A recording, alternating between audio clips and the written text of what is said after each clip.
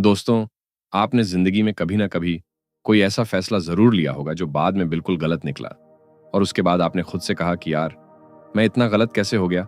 मुझे तो पहले ही समझ आ जाना चाहिए था। यह सवाल हम सबके मन में आता है। लेकिन सच्चाई यह है कि आप गलत नहीं थे। आपका दिमाग ही आपको गलत रास्ते पर लेकर गया था। और यह बात सिर्फ आपके साथ नहीं होती।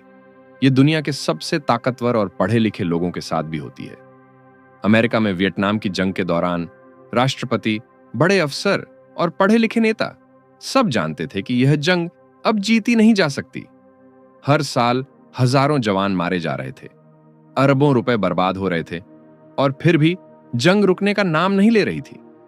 सालों तक यही सिलसिला चलता रहा, क्योंकि उन्होंने इतना सब कुछ दाव लगा दिया था। इतनी जानें गई थीं, इतना पैसा खर्च हो चुका था, इतनी इज्जत दांव पर लगी थी कि अब पीछे हटना उन्हें नामुमकिन लग रहा था। अब जरा अपनी जिंदगी की तरफ देखिए। कहीं आपके साथ भी कुछ ऐसा तो नहीं हो रहा? कोई नौकरी है जो पसंद नहीं लेकिन छोड़ नहीं पा रहे क्योंकि इतने साल दे दिए। कोई रिश्ता है जो कब का टूट चुका है लेकिन उसे खींचते जा रहे हो। कोई काम है जिसमें पैसे लगातार डूब रहे हैं लेकिन रुकने का मन नहीं हो रहा, क्योंकि सोचते हो कि अब तो इतना लगा चुके हैं। ये कमजोरी नहीं है और ये आपकी गलती भी नहीं है। ये आपका दिमाग है जो लाखों साल पुराने तरीके से काम कर रहा है, उसी ढर्रे पर चल रहा है जो कभी जंगलों में जिंदा रहने के लिए बना था। नमस्कार दोस्तों, सुनो बुक समरी में आपका स्वागत है। यहां हर किताब एक नई सोच लेकर आती है और हर सोच आपकी जिंदगी बदलने की ताकत रखती है। आज हम जिस किताब की बात करेंगे वो आपको अपने दिमाग के उन छुपे हुए खेलों से मिलवाएगी जो आपके फैसलों को चुपचाप कंट्रोल करते हैं। और सबसे जरूरी बात यह कि इन खेलों से बाहर कैसे निकलना है यह भी सिखाएगी। यह सब पीटर बेवलिन की किताब सीकिंग विजडम से आता है, जिसे दुनिया के सबसे समझदार निवेशक चार्ली मंगर ने खुद पढ़ा, सराहा और कहा कि यह किताब हर सोचने समझने वाले इंसान को पढ़नी चाहिए।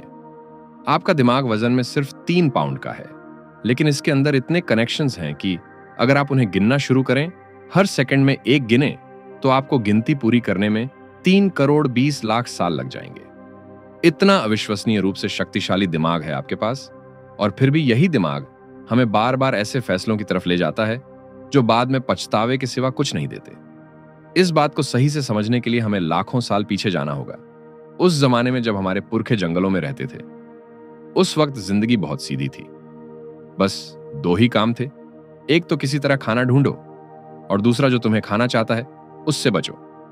उस जमाने में वो इंसान जिंदा बचता था जिसका दिमाग तेज चलता था, जो किसी भी खतरे को देखते ही फौरन रिएक्ट कर लेता था बिना ज्यादा सोचे समझे।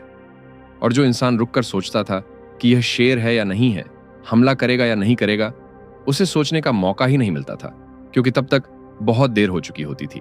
तो लाखों सालों तक इसी तरह जीते जीते हमारा दिमाग ऐसा बन गया जो हमेशा शॉर्टकट्स लेता है, जो बिना पूरी जानकारी के जल्दी से जल्दी फैसला कर लेता है, और जो हर जगह कोई ना कोई पैटर्न ढूंढने लगता है, चाहे असल में वहां कोई पैटर्न हो ही ना। और उस जमाने के लिए यह तरीका बिल्कुल सही था। इसी वजह से हम जिंदा बचे। लेकिन अब सोचिए कि आज का माहौल कितना बदल चुका है।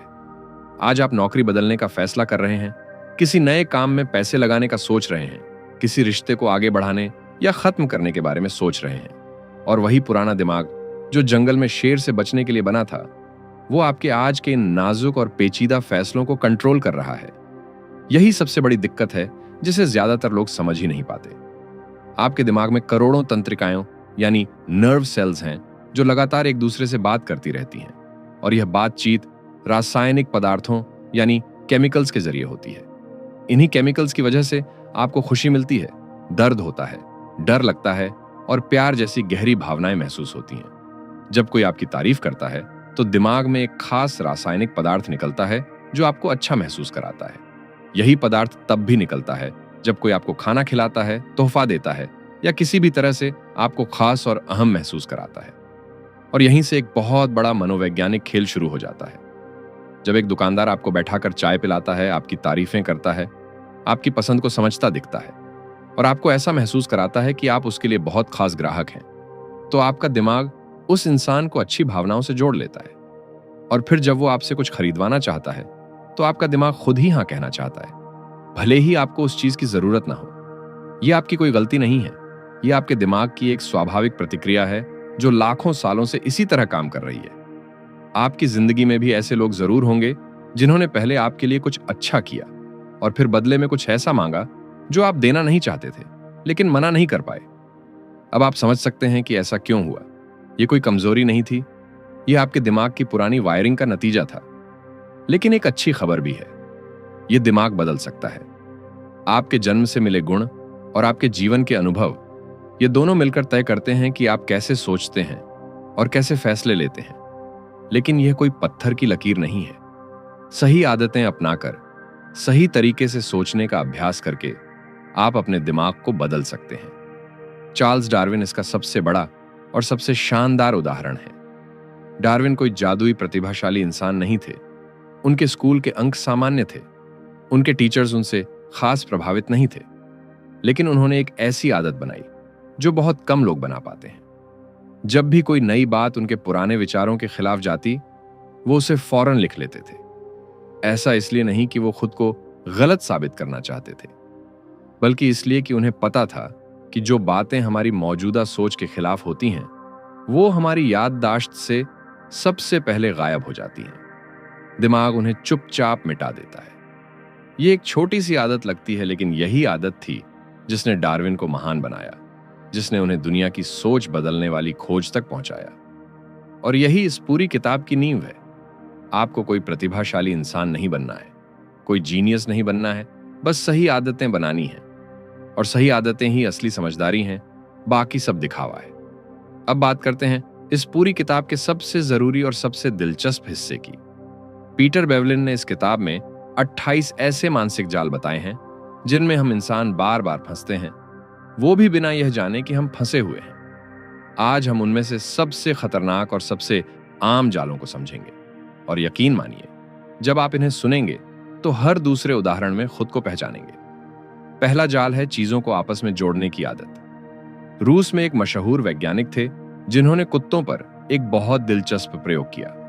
वो कुत्तों को खाना देने से पहले हर बार एक घंटी बजाते थे। कुछ दिनों तक यही करते रहे। फिर एक दिन सिर्फ घंटी बजाई, खाना नहीं दिया, और कुत्ते फिर भी लार टपकाने लगे। उनके दिमाग ने घंटी को खाने के साथ जोड़ लिया था, और अब सिर्फ घंटी की आवाज ही काफी थी उनके शरीर को रिएक्ट कराने के लिए। हमारा दिमाग भी बिल्कुल यही करता है। जो चीजें हमें अच्छी लगती हैं, हम उन्हें अपने आसपास की चीजों और लोगों से जोड़ लेते हैं, चाहे उनका आपस में कोई असली कनेक्शन हो या ना हो। आपने देखा होगा कि बड़ी बड़ी कंपनियां अपने विज्ञापनों में हमेशा खुशी के दृश्य दिखाती हैं, त्योहार दिखाते हैं, परिवार को एक साथ हंसते दिखाते हैं, मेले और जश्न दिखाते हैं। असल में वो अपना सामान नहीं बेच रहे होते, वो खुशी बेच रहे होते हैं। और आपका दिमाग उस खुशी के एहसास को उस सामान के साथ जोड़ लेता है। चार्ली मुंगर ने एक बार कहा था कि एक होशियार कंपनी अपने उत्पाद को जिंदगी के हर खुशी के पल के साथ जोड़ती है, हर जीत के साथ, हर उत्सव के साथ। और यही उनकी असली ताकत होती है, जो ग्राहक को समझ में भी नहीं आती। और यह जोड़ने की आदत दूसरी तरफ भी उतनी ही जोरदार तरीके से काम करती है। जो इंसान हमें बुरी खबर देता है, हम अनजाने में उस इंसान को ही बुरा मानने लगते हैं। एक डॉक्टर जो आपको बताए कि आपको कोई गंभीर बीमारी है, आप उस डॉक्टर से नाराज हो सकते हैं, हालांकि उसकी कोई गलती नहीं है। एक सलाहकार जो ईमानदारी से कहे कि आपका प्लान काम नहीं करेगा, आप उसे दुश्मन समझने लग सकते हैं। इसीलिए बहुत से लोग अपने बड़े अधिकारियों को सच नहीं बताते, क्योंकि उन्हें पता है कि बुरी खबर लाने वाले को ही नुकसान उठाना पड़ता है। वॉरेन बफेट ने इसी बात को समझा, और उन्होंने अपने सभी साझेदारों से हमेशा एक ही बात कही कि बुरी खबर मुझे तुरंत बताओ, अच्छी खबर तो खुद अपना ख्याल रख लेती है, उसकी कोई जल्दी नहीं है। आपकी जिंदगी में भी ऐसे लोग जरूर होंगे जो आपको सच बताने से डरते हैं, क्योंकि उन्हें डर है कि आप उन पर ही नाराज हो जाएंगे। अब आप समझ सकते हैं कि ऐसा क्यों होता है और यह कितना खतरनाक हो सकता है। दूसरा जाल है पुरस्कार और दंड का खेल। जो काम हमें फायदा पहुंचाता है, हम उसे बार बार दोहराते हैं, और जो नुकसान पहुंचाता है, उससे बचने लगते हैं। यह बात सुनने में बहुत सीधी और सादी लगती है, लेकिन इसके नतीजे जिंदगी में बहुत गहरे और दूर तक जाते हैं। मुंगेर ने इस बारे में कहा था कि प्रकृति का लोहे जैसा कड़ा नियम है कि आपको वही मिलता है जो आप प्रोत्साहित करते हैं। अगर आप चाहते हैं कि चींटियां आए, तो बस फर्श पर चीनी डाल दो, चींटियां खुद आ जाएंगी। अमेरिका के न्यू ऑरलियंस शहर में एक बार ऐसा हुआ कि पुलिस के हर थाने को यह पुरस्कार दिया गया कि जिस थाने के इलाके में सबसे कम अपराध होंगे, उसे बोनस मिलेगा। नतीजा क्या निकला? एक थाने में आधे से ज्यादा गंभीर अपराधों को कागजों पर छोटे अपराधों में दर्ज किया जाने लगा।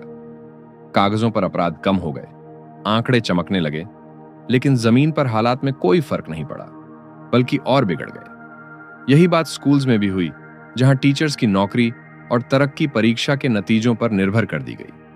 कुछ टीचर्स ने बच्चों को पढ़ाने की बजाय परीक्षा में नकल करवाना शुरू कर दिया, क्योंकि उनके लिए असली सवाल यह नहीं था कि बच्चे सीख रहे हैं या नहीं, बल्कि यह था कि नंबर अच्छे आ रहे हैं या नहीं। ये बुरे लोग नहीं थे, बस जो व्यवस्था बनाई गई थी उसने गलत काम करने को फायदेमंद बना दिया था, और लोगों ने वही किया जो उनके फायदे में था। आपकी जिंदगी में भी जब कभी कोई आपको कोई सलाह दे तो एक काम जरूर करिए। सलाह सुनने से पहले यह सोचिए कि उस सलाह में सलाह देने वाले का खुद का क्या फायदा छुपा है। एक पुरानी और बहुत सच्ची कहावत है कि नाई से कभी मत पूछो कि बाल कटवाने चाहिए या नहीं, क्योंकि उसका जवाब हमेशा हां ही होगा। तीसरा जाल है अपने फायदे की चश्मे से दुनिया देखना। जब डेड सी यानी मृत सागर के किनारे बहुत पुराने और कीमती दस्तावेज मिले तो खोजकर्ताओं ने इनाम रखा, हर टुकड़े पर अलग से पैसे दिए जाएंगे। नतीजा यह हुआ कि लोगों ने उन अनमोल दस्तावेजों को छोटे छोटे टुकड़ों में तोड़कर लाना शुरू कर दिया ताकि ज्यादा पैसे मिले, और इस तरह उन दस्तावेजों का बहुत बड़ा नुकसान हो गया। यह बात हर जगह लागू होती है। वकील को मुकदमा लंबा खींचने में फायदा है, जल्दी समझौते में नहीं। दलाल को ज्यादा लेन देन कराने में फायदा है, आपको सही सलाह देने में नहीं।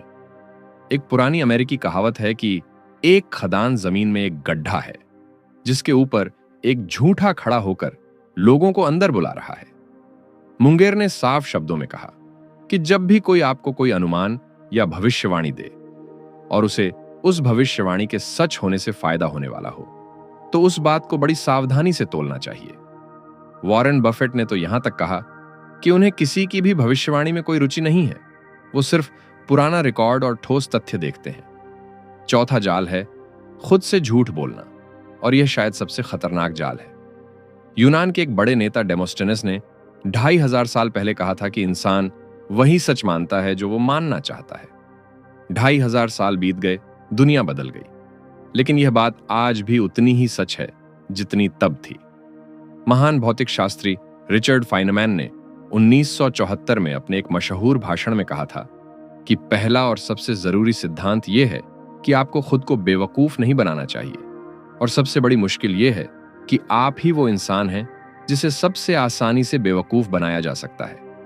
यह बात जितनी सरल लगती है उतनी ही गहरी है। हम अपनी पसंदीदा सोच के खिलाफ जाने वाली बातें सुनना ही नहीं चाहते। हम सिर्फ वो जानकारी ढूंढते हैं जो हमारी पहले से बनी राय की पुष्टि करे, और जो इसके खिलाफ जाए उसे नजरअंदाज कर देते हैं। और यही आदत हमें सबसे ज्यादा नुकसान पहुंचाती है, क्योंकि हम अपनी ही बनाई दुनिया में जीने लगते हैं जहां सब कुछ ठीक दिखता है, लेकिन असल में कुछ भी ठीक नहीं होता। ईमानदारी से सोचिए, आपकी जिंदगी में भी कोई ऐसी चीज है जो आप अंदर से जानते हो कि गलत है, लेकिन खुद को रोज यही समझाते रहते हो कि सब ठीक हो जाएगा, बस थोड़ा और वक्त चाहिए।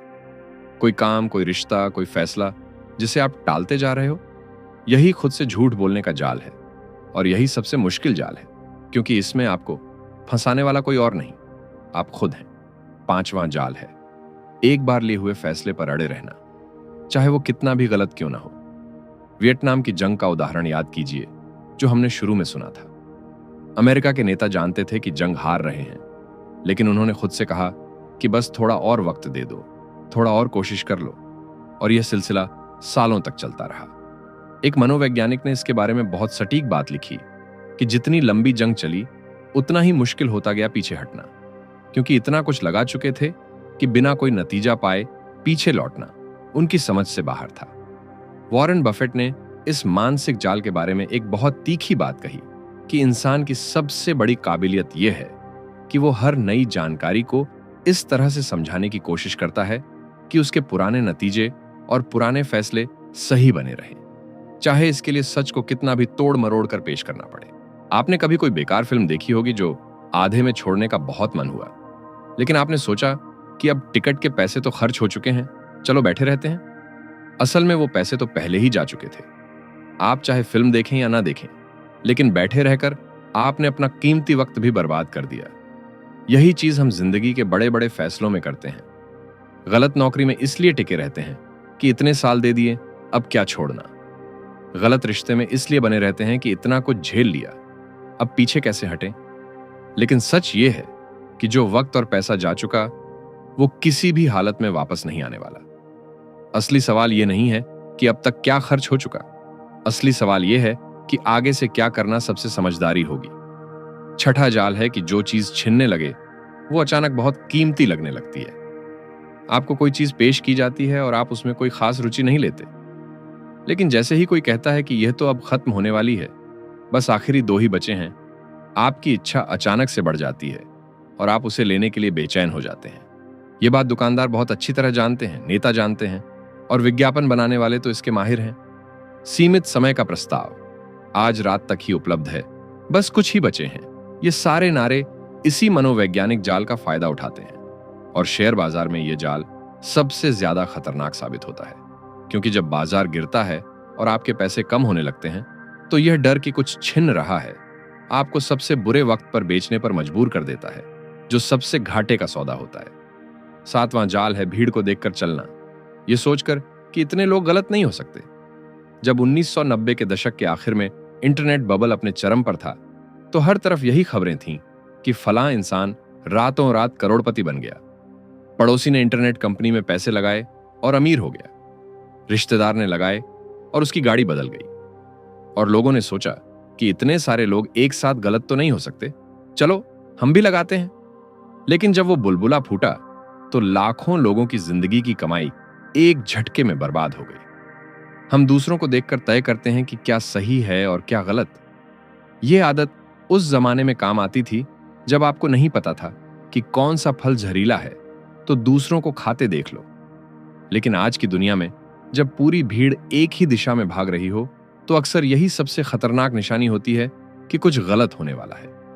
वॉरेन बफेट ने इसीलिए अपना मशहूर नियम बनाया कि जब बाकी सब लालच में डूबे हों तो तुम डरो, और जब बाकी सब डर के मारे भाग रहे हों तो तुम आगे बढ़ो। यह भीड़ के बिल्कुल उलट सोच है, और यही उनकी और मुंगेर की असाधारण सफलता की एक बहुत बड़ी वजह रही है। आठवां जाल है बड़े लोगों पर आंखें मूंद कर भरोसा कर लेना, बिना खुद सोचे समझे। एक मशहूर मनोवैज्ञानिक स्टैनली मिलग्रम ने एक ऐसा प्रयोग किया जिसके नतीजों ने पूरी दुनिया को हिलाकर रख दिया।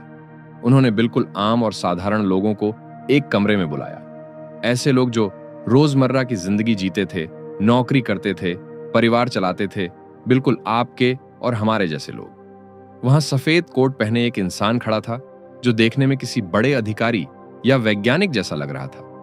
उसने इन लोगों से कहा कि दूसरे कमरे में एक इंसान बैठा है, जब भी वो गलत जवाब दे तो आपको एक बटन दबाकर उसे बिजली का झटका देना है, और हर गलत जवाब के बाद झटके की तीव्रता बढ़ानी है। सामने वाला इंसान चिल्ला रहा था, दर्द से कराह रहा था, रुकने की गुहार लगा रहा था, लेकिन जब भी कोई हिचकिचाता था तो सफेद कोट वाला इंसान बस इतना कहता था कि आगे बढ़िए, यह जरूरी है। और हैरान करने वाली बात यह थी कि 10 में से 6 से ज्यादा लोगों ने सबसे तेज और सबसे खतरनाक झटका भी दे दिया, सिर्फ इसलिए कि एक अधिकारी जैसे दिखने वाले इंसान ने उनसे कहा था कि ऐसा करो। ये लोग बुरे नहीं थे, ये क्रूर नहीं थे, ये बिल्कुल सामान्य लोग थे, लेकिन किसी ऐसे इंसान की आवाज जो उन्हें बड़ा और ताकतवर लगा, उसने उनके अपने दिमाग को, उनकी अपनी सोच को और उनके अपने अंदर की आवाज को पूरी तरह बंद कर दिया था। हम भी अपनी रोजमर्रा की जिंदगी में यही करते हैं। डॉक्टर ने कह दिया तो बिना सवाल पूछे मान लिया, किसी नेता ने कह दिया तो सच मान लिया, किसी विशेषज्ञ ने टेलीविजन पर कह दिया तो उसे ही अंतिम सच मान बैठे। लेकिन हर बड़ा इंसान हर बात में सही नहीं होता, और किसी भी विशेषज्ञ की बात में उसका अपना निजी फायदा भी छुपा हो सकता है। नवां जाल है तुलना का धोखा, जो हमें बिना बताए हमारी सोच बदल देता है। एक बहुत मशहूर प्रयोग है, 3 बाल्टियां रखी जाती हैं, एक में बहुत ठंडा पानी, एक में बहुत गर्म और एक में सामान्य पानी। पहले आप एक हाथ ठंडे पानी में और दूसरा गर्म पानी में डालते हैं। कुछ देर बाद दोनों हाथ सामान्य पानी की बाल्टी में डालते हैं, और तब कुछ अजीब होता है। ठंडे पानी वाले हाथ को सामान्य पानी गर्म लगता है, और गर्म पानी वाले हाथ को वही सामान्य पानी ठंडा लगता है। पानी तो एक ही है, लेकिन अनुभव बिल्कुल अलग है। हम जिंदगी में भी हर चीज का मूल्य उसकी तुलना से तय करते हैं, उसकी असली कीमत से नहीं। एक चतुर दुकानदार पहले आपको सबसे महंगी चीज दिखाता है और फिर जो वो असल में बेचना चाहता है वो दिखाता है, और वो चीज आपको सस्ती लगने लगती है, हालांकि उसकी असली कीमत तो वही है जो पहले थी। आपकी जिंदगी में भी ये रोज होता है, जब आपका बॉस पहले कोई बहुत कठिन और बड़ा काम मांगता है और फिर उसके बाद कोई छोटा काम बताता है, तो वो छोटा काम आपको और भी आसान और मामूली लगता है, हालांकि वो भी काफी मेहनत का हो सकता है। यह तुलना का जाल है जो चुपचाप आपकी सोच को बदल देता है। 10वां जाल है ईर्ष्या और जलन, जो शायद इंसान की सबसे पुरानी और सबसे विनाशकारी भावनाओं में से एक है। मार्क ट्वेन ने बहुत सही कहा था कि इंसान प्यार पाने के लिए बहुत कुछ करेगा, लेकिन ईर्ष्या पाने के लिए, यानी दूसरों को अपनी ईर्ष्या कराने के लिए, वो सब कुछ करने को तैयार हो जाएगा। हम दूसरों से अपनी तुलना करके खुश या दुखी होते रहते हैं, और सबसे दिलचस्प बात यह है कि हम उन्हीं से सबसे ज्यादा जलते हैं जो हमारे जैसे हैं, हमारी उम्र के हैं, हमारे बैकग्राउंड के हैं, हमारे ही लेवल पर हैं। एक मनोवैज्ञानिक ने बहुत सटीक बात लिखी कि दुनिया में कुछ भी इतना परेशान नहीं करता जितना किसी करीबी दोस्त को अमीर और कामयाब होते देखना। ये ईर्ष्या हमारे फैसलों को बुरी तरह बर्बाद कर देती है, क्योंकि हम दूसरों को पीछे छोड़ने के चक्कर में ऐसे गलत रास्ते अपना लेते हैं जो हमें और नीचे ले जाते हैं। 11वां जाल है याददाश्त की कमजोरी, जिसके बारे में हमें लगता है कि हमारी याददाश्त बहुत अच्छी है, लेकिन असल में वो बहुत चुनिंदा तरीके से काम करती है। हम वो बातें याद रखते हैं जो हम याद रखना चाहते हैं, और वो बातें भूल जाते हैं जो हम भूलना चाहते हैं, भले ही वो बहुत जरूरी हो। जो जानकारी हमारी पसंदीदा सोच और पुराने विश्वासों के खिलाफ होती है, वो सबसे पहले हमारी याददाश्त से गायब हो जाती है।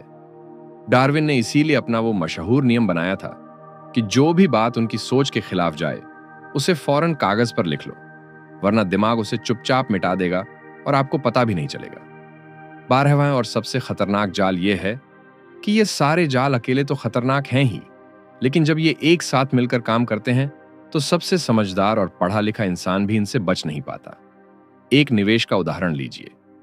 आपने किसी कंपनी में पैसे लगाए हैं, आप अड़े हुए हैं क्योंकि यह फैसला आपने खुद लिया था और आप मानना नहीं चाहते कि गलत था।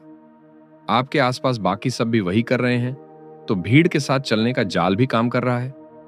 किसी बड़े और मशहूर विशेषज्ञ ने इस कंपनी को रिकमेंड किया था, तो अधिकार का जाल भी है। आपको एक पुरानी कामयाबी की कहानी याद है जिसने आपको प्रेरित किया था, तो याददाश्त का जाल भी है। और सबसे बड़ा डर यह है कि अभी बेचा तो जो कुछ बचा है वो भी चला जाएगा, तो छिनने के डर का जाल भी काम कर रहा है। 5 जाल एक साथ एक ही दिशा में आपको एक ही गलत फैसले की तरफ धकेल रहे हैं। यह सबसे खतरनाक स्थिति है। मुंगेर ने इसी बारे में कहा था कि जब कई मानसिक जाल एक साथ एक ही दिशा में आपको धकेलें, तो उस वक्त आपकी समझदारी और तर्क करने की क्षमता लगभग काम करना बंद कर देती है, और आप वही करते हैं जो आपका दिमाग चाहता है, न कि वो जो आपके लिए सही है। अब हम एक ऐसे हिस्से पर आते हैं जो बहुत कम लोग जानते हैं और जिसके बारे में शायद ही कोई बात करता है। हम सिर्फ मानसिक रूप से ही गलत नहीं सोचते, हम संख्याओं और आंकड़ों को भी बहुत गलत तरीके से समझते हैं, और जब मानसिक जाल और संख्याओं की गलत फहमी दोनों एक साथ मिल जाते हैं तो नतीजे बहुत भयानक हो सकते हैं। गल्फ वॉर के दौरान अमेरिका ने एक खास हथियार बनाया था जिसका काम था दुश्मन की मिसाइलों को हवा में ही तोड़ देना, इससे पहले कि वो जमीन पर गिरे। सरकार ने बड़े गर्व से दावा किया कि इस हथियार ने 80% मिसाइलें सफलतापूर्वक तोड़ी। अखबारों में बड़ी बड़ी सुर्खियां छपीं, नेताओं ने तारीफों के पुल बांधे और देश ने जश्न मनाया। लेकिन MIT यूनिवर्सिटी के एक प्रोफेसर थियोडोर पोस्टल ने इस दावे को अपनी आंखों से जांचने का फैसला किया। उन्होंने 26 असली मुकाबलों के वीडियो देखे और बारीकी से उनका विश्लेषण किया। फिर उन्होंने अमेरिकी कांग्रेस को बताया कि 25 बार निशाना पूरी तरह छूका और सिर्फ एक बार ही सही मायनों में लगा, यानी कामयाबी की दर 80% नहीं बल्कि 4% से भी कम थी। संख्याओं को इस तरह से पेश किया गया था कि वो झूठ भी नहीं लग रहा था लेकिन सच भी नहीं था। यह एक बहुत बड़ा सबक है। संख्याएं खुद झूठ नहीं बोलती, लेकिन संख्याओं को पेश करने वाले जरूर झूठ बोल सकते हैं, और वो ऐसे तरीके से पेश करते हैं कि आपको शक भी नहीं होता। अब एक और बात समझिए जो और भी जरूरी है और जिसे समझना जिंदगी के बहुत सारे फैसलों में आपकी मदद करेगा। कल्पना कीजिए कि एक कमरे में 1000 बंदर हैं। हर बंदर अनुमान लगाता है कि शेयर बाजार अगले साल ऊपर जाएगा या नीचे। पहले साल के बाद लगभग 500 बंदरों का अनुमान सही निकलेगा, सिर्फ किस्मत से। दूसरे साल उनमें से 250 फिर सही अनुमान लगाएंगे। इसी तरह 10 साल बाद एक बंदर ऐसा होगा जिसने लगातार 10 बार सही अनुमान लगाया। अब वो बंदर महान विशेषज्ञ बन गया। अखबार उसका इंटरव्यू लेंगे, लोग उससे सलाह मांगेंगे, उसकी किताब लिखी जाएगी और खूब बिकेगी।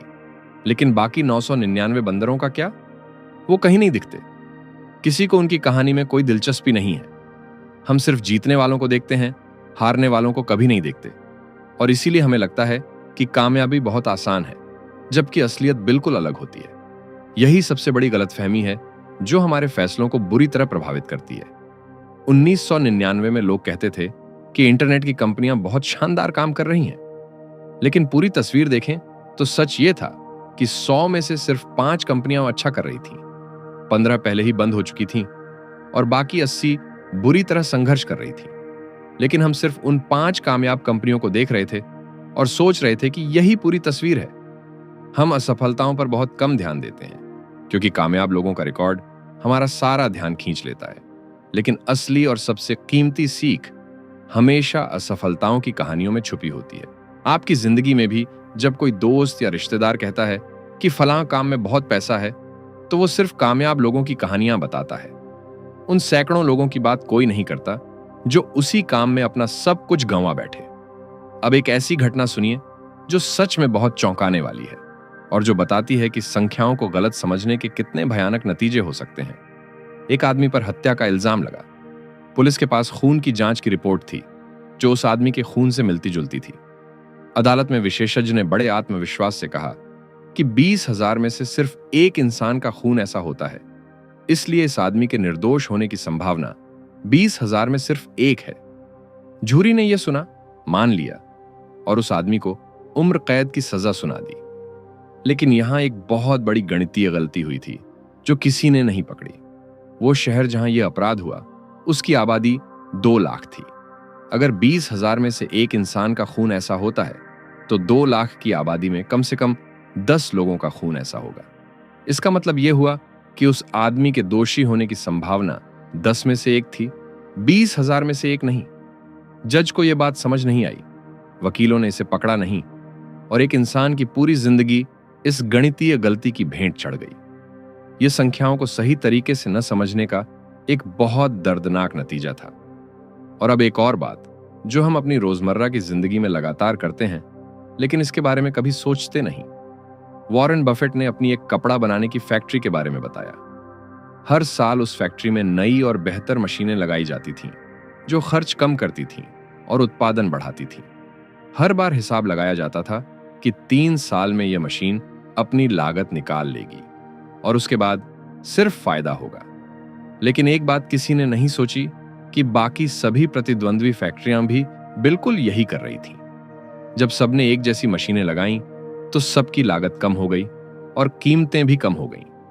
अंत में फायदा किसी फैक्ट्री मालिक को नहीं मिला, सारा फायदा ग्राहक को मिला और यह सिलसिला 20 साल तक चलता रहा। हम जब कोई फैसला लेते हैं तो सिर्फ अपना हिस्सा देखते हैं, यह नहीं सोचते कि बाकी लोग क्या करेंगे और उनके कामों का हमारे फैसले पर क्या असर पड़ेगा। इसीलिए हर बड़े फैसले के बाद एक बहुत जरूरी सवाल पूछने की आदत बनाइए। वो सवाल है, फिर क्या होगा? और उसके बाद पूछिए, और फिर उसके बाद क्या? वॉरेन बफेट यही करते थे। वो हर फैसले के 2-3 कदम आगे तक सोचते थे और यही सवाल आपको उस जगह तक ले जाएगा जहां ज्यादातर लोग कभी नहीं पहुंचते। अब हम उस हिस्से पर आते हैं जो शायद इस पूरी किताब का सबसे काम आने वाला हिस्सा है, क्योंकि जालों को पहचानना तो जरूरी है, लेकिन उससे भी जरूरी है यह जानना कि इनसे बचकर सही तरीके से कैसे सोचा जाए। चार्ली मुंगर एक बहुत अमीर और बेहद समझदार इंसान थे, लेकिन वो हमेशा कहते थे कि उनकी कामयाबी की वजह कोई जादू नहीं था, कोई खास जन्मजात हुनर नहीं था। बस एक बात थी जो उन्हें बाकियों से अलग करती थी। वो कहते थे कि मैं बस यह जानना चाहता हूं कि मैं कहां मरूंगा ताकि मैं वहां कभी ना जाऊं। यह सुनकर पहली बार में हंसी आती है, लगता है कि यह कोई मजाक है, लेकिन असल में यह उनकी पूरी सोच और पूरे जीवन दर्शन का निचोड़ है। कामयाबी को सीधे मत ढूंढो, पहले यह समझो कि नाकामयाबी कहां से आती है, गलतियां कहां होती हैं और उनसे बचने का रास्ता बनाओ। बाकी कामयाबी खुद आ जाएगी। इसके लिए पहला तरीका है उलटा सोचना। 19वीं सदी में जर्मनी में एक बहुत प्रतिभाशाली गणितज्ञ कार्ल जैकोबी हुए। किसी ने उनसे पूछा कि आपकी बड़ी बड़ी खोजों का राज क्या है। उन्होंने बहुत सादा जवाब दिया, हमेशा उलटा सोचो। अगर आप अपना कारोबार बढ़ाना चाहते हैं तो सीधे यह मत पूछो कि कारोबार कैसे बढ़ाऊं, पहले यह पूछो कि अपना कारोबार बर्बाद कैसे किया जाए। और जवाब अपने आप आने लगेंगे। कर्मचारियों के साथ बुरा व्यवहार करो, ग्राहकों की शिकायतें नजरअंदाज करो, हिसाब किताब में हेराफेरी करो, जवाबदेही खत्म कर दो। अब इन सबको उलटा कर दो, यानी कर्मचारियों का ख्याल रखो, ग्राहकों को सुनो, पारदर्शी रहो और जवाबदेह बनो। यही आपकी कामयाबी का रास्ता है और यह रास्ता उलटा सोचकर बहुत आसानी से दिख जाता है। मुंगेर ने एक बार एक भाषण में पूछा कि अगर आप अपनी जिंदगी पूरी तरह बर्बाद करना चाहते हैं तो क्या करेंगे। और जो जवाब आए उनमें सबसे जरूरी था कि हर बुरी चीज के लिए दूसरों को जिम्मेदार ठहराओ, खुद को हमेशा बेचारा समझो और सोचो कि दुनिया तुम्हारे साथ अन्याय कर रही है। मुंगेर ने कहा कि इससे बड़ा कोई जाल नहीं है, यह सोच जिंदगी को तबाह कर देती है। अब इन सबको उलटा करो, जिम्मेदारी खुद लो, खुद को बेचारा मत समझो और हर मुश्किल को सुलझाने का काम अपना समझो और देखो कि आपकी जिंदगी कैसे बदलती है।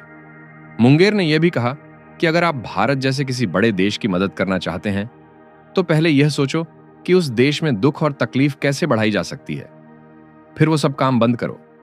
यही असली मदद होगी। यह तरीका इसलिए इतना कारगर है क्योंकि हमारा दिमाग नाकामयाबी और खतरे को कामयाबी और अवसर से कहीं ज्यादा साफ और तेजी से पहचान सकता है। यह एवोल्यूशन ने हमें सिखाया है। आपकी जिंदगी में भी इसे आजमाइए। अगर आप अपनी शादी या किसी रिश्ते को खुशहाल बनाना चाहते हैं तो सीधे यह मत पूछो कि खुशहाल कैसे बनाऊं, पहले यह पूछो कि इस रिश्ते को कैसे बर्बाद किया जा सकता है। जवाब आएंगे, झूठ बोलो, एक दूसरे की इज्जत मत करो, बात करना बंद कर दो, एक दूसरे को हल्के में लो। अब इन सबको उलटा करो, यही खुशहाली का रास्ता है। दूसरा तरीका है सादगी से सोचना, जो सुनने में आसान लगता है लेकिन करना बहुत मुश्किल है। जनरल इलेक्ट्रिक कंपनी के एक बड़े अधिकारी जैक वेल्च ने एक बार कहा था कि आप नहीं जानते कि लोगों के लिए सादा और सीधा सोचना कितना मुश्किल होता है। लोग डरते हैं कि अगर वो सादा सोचेंगे तो दूसरे उन्हें कम समझदार या कमजोर समझेंगे, इसलिए वो जानबूझकर चीजों को जटिल बनाते हैं ताकि प्रभावशाली दिखें। लेकिन असल में जो इंसान सबसे साफ और सबसे मजबूत दिमाग रखता है वो सबसे सादा और सीधा सोचता है। वॉरेन बफेट ने कहा था कि हम इसलिए कामयाब नहीं हैं कि हमारे पास कोई जटिल और पेचीदा तरीका है, हमारे पास बस सादगी है और वही हमारी सबसे बड़ी ताकत है।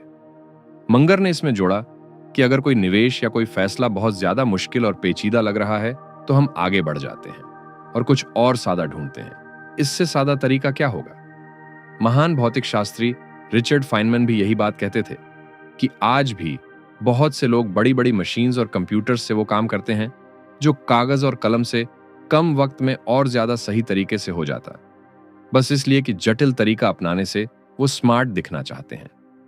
कम फैसले लो, लेकिन जो लो वो सोच समझकर और अच्छे लो। बफेट ने कहा था कि एक पूरी जिंदगी में सैकड़ों अच्छे फैसले लेना बहुत मुश्किल है, इसलिए उन्होंने और मुंगेर ने तय किया कि वो बस कुछ गिने चुने बड़े और साफ फैसले लेंगे और बाकी वक्त धैर्य से इंतजार करेंगे। ये बात आज की भागती दौड़ती दुनिया में उलटी लगती है, जहां हर कोई जल्दी में है, लेकिन यही असली समझदारी है। तीसरा तरीका है हर चीज की असली कीमत समझना, जिसे अर्थशास्त्र में अवसर लागत कहते हैं। जब आप कोई फैसला लेते हैं तो आप सिर्फ यह तय नहीं कर रहे होते कि क्या करना है, आप यह भी तय कर रहे होते हैं कि क्या नहीं करना है। हर रुपया जो आप एक जगह लगाते हैं वो दूसरी किसी जगह नहीं लग सकता। हर घंटा जो आप एक काम में खर्च करते हैं वो दूसरे किसी काम में नहीं लग सकता। मंगर कहते थे कि वो अपने हर फैसले को दूसरे उपलब्ध सबसे अच्छे विकल्प के साथ तोलते हैं और अगर दूसरा विकल्प बेहतर है तो पहला चुनने का कोई मतलब नहीं। इसे एक उदाहरण से समझिए। मान लीजिए आपने किसी काम में 10 लाख रुपए लगाए, 10 साल बाद आपको 11 लाख मिले, यानी सिर्फ 1% सालाना का फायदा।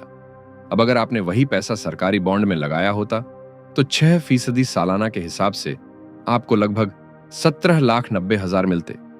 इसका मतलब यह है कि आपने सिर्फ 1 लाख नहीं कमाया, बल्कि असल में लगभग 7 लाख रुपए गंवाए, क्योंकि आपने बेहतर विकल्प छोड़ दिया। और इसके ऊपर 10 सालों का मानसिक तनाव और चिंता अलग से। इसीलिए जब भी कोई बड़ा फैसला लें तो खुद से यह सवाल जरूर पूछिए कि इस वक्त और इस पैसे का सबसे अच्छा दूसरा इस्तेमाल क्या हो सकता था, और क्या मैं सच में सबसे अच्छा विकल्प चुन रहा हूं। चौथा तरीका है गलतियों से सीखना, खासकर दूसरों की गलतियों से। एक पुराने रोमन लेखक ने बहुत सुंदर बात कही थी कि समझदार लोग मूर्खों की गलतियों से सीखते हैं और उनसे फायदा उठाते हैं, लेकिन मूर्ख लोग समझदारों की कामयाबी से भी नहीं सीख पाते।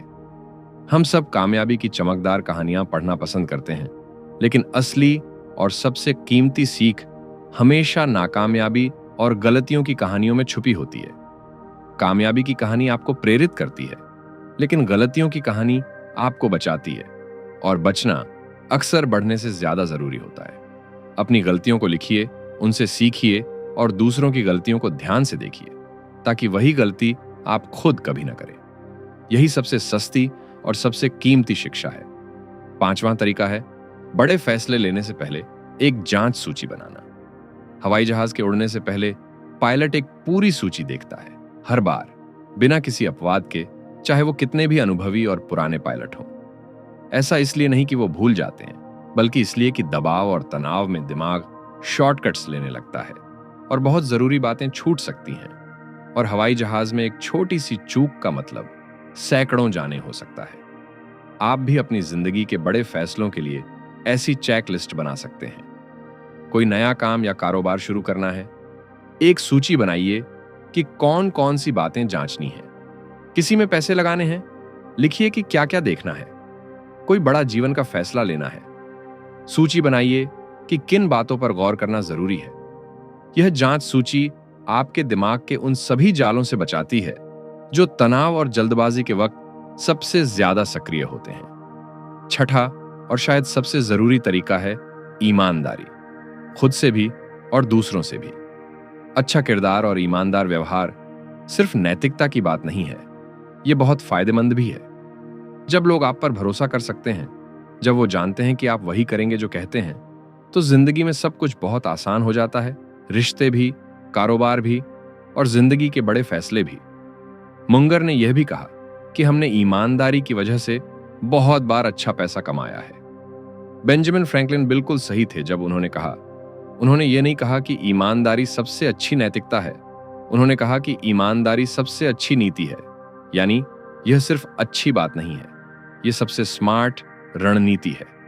वॉरेन बफेट का एक बहुत मशहूर सवाल था जो वो हर बड़े फैसले से पहले खुद से पूछते थे।